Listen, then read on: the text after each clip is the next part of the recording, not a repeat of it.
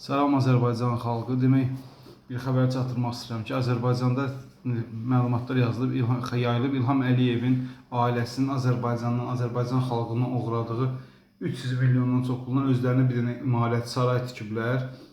Halbuki İlham Əliyevin Gənclikdə də, Mərdəkanda da, başqa yerlərdə də yetərincə evləri var. Şəhərin mərkəzində, hətta Azlif meydanında da var.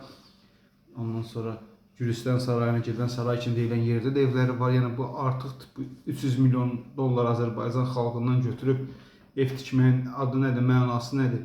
Halbuki həmin evdə bir gün də qalmayıblar. Uşaq pulu məsələsi gələndə Azərbaycan xalqına, Azərbaycan millətinin uşaq pulunu vermirlər. Amma bu yığılan pullar elə bir ancaq və ancaq sırf Əliyevlər ailəsinə məxsusdur. Azərbaycan xalqının deyil. O 300 milyon pulla nə qədər ailələrə uşaq pulu vermək olardı, nə qədər ailələrin problemini həll etmək olardı. Yəni bu dərəcədə də insanlara, millətə, Azərbaycan xalqına düşmən olmaq lazım deyil. Baxırsan adam dəhşətə gəlir. Geyim otağı bir cürə, hamamı bir cürə, qonaq otağı bir cürə. Yəni bildiyiniz saray tikiblər, halbuki sarayda sözləri bir gün də yaşamayıblar.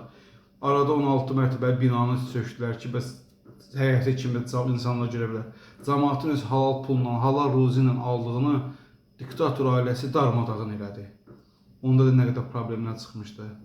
Bunun bir adı var, Azərbaycan xalqına, Azərbaycan millətini düşmən olmaq. İlham Əliyev diktatordur, Azərbaycan xalqına düşməndir. Təcili olaraq uşaqlara, Azərbaycan xalqının övladlarına uşaq pulu verilmək lazımdır. 18 yaşa çatanda deyirsiniz ki, uşaqlar gəlsinlər, borclarını qaytarsınlar.